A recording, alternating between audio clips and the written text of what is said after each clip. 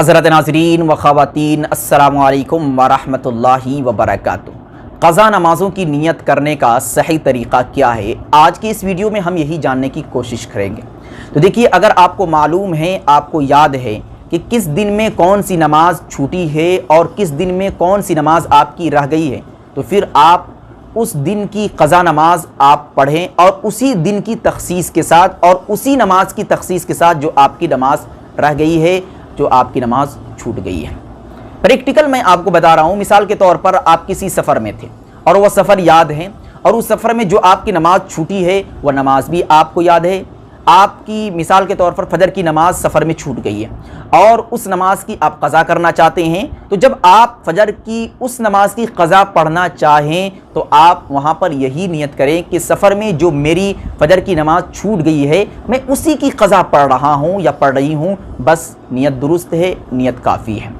नियत तो असल दिल के इरादे का ही नाम है। आप दिल के अंदर सोच लें, ख्याल कर लें कि फ़लाँ सफ़र में या फ़लाँ दिन में जो फ़लाँ नमाज मेरी रह गई है मैं उसी की क़ज़ा पढ़ रहा हूँ या पढ़ रही हूँ। बस नियत दुरुस्त हो जाएगी, नियत काफ़ी हो जाएगी और आपकी क़ज़ा नमाज भी सही मानी जाएगी।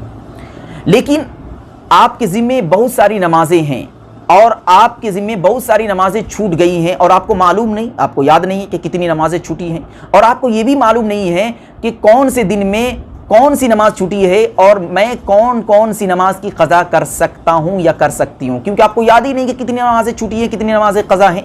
तो इस सूरत में उलमाए किराम ने दो तरीक़ा बताया है। पहला तरीक़ा कि आप जब उन छूटी हुई नमाज़ों की क़ज़ा करना चाहें कि जिसकी तादाद के बारे में आपको इल्म नहीं, तो आप वहाँ पर ये तख़सीस करें, ये तायीन करें कि मेरे ज़िम्मे जो सबसे पहली नमाज रह गई है, मिसाल के तौर पर फ़जर की आप क़ज़ा पढ़ना चाह रहे हैं और फ़जर की बहुत सारी नमाज़ें आपकी रह गई है और आपको मालूम नहीं कि कितनी फ़जर की नमाज़ें रह गई हैं, तो आप वहाँ पर नियत इस तरीके से कर सकते हैं कि मेरे ज़िम्मे फ़जर की जो सबसे पहली नमाज रह गई है मैं उसकी क़ज़ा पढ़ रहा हूँ या पढ़ रही हूँ। पहला तरीक़ा तो ये है कि आप सबसे पहली फ़जर की नमाज की तरफ इशारा करते हुए आप नियत को बांध लें। और दूसरा तरीक़ा ये है कि आप नियत करते वक्त सबसे आखिरी फ़जर की नमाज की तरफ इशारा करें और ये कहे कि मेरे ज़िम्मे फ़जर की जो सबसे आखिरी नमाज रह गई है, जो सबसे आखिरी नमाज क़ज़ा है, मैं उसकी नियत से क़ज़ा पढ़ रहा हूँ या पढ़ रही हूँ। बस काफ़ी है। तो इस तरीके से आप उन छुटी हुई नमाज़ों की भी क़ज़ा की नियत कर सकते हैं जिन नमाज़ों के बारे में आपको मालूम नहीं, आपको याद नहीं कि कितनी नमाज़ें छुटी हैं, कितनी नमाज़ें रह गई हैं। Thanks for watching. Don't forget like, comment, share and subscribe to Al Haq Media.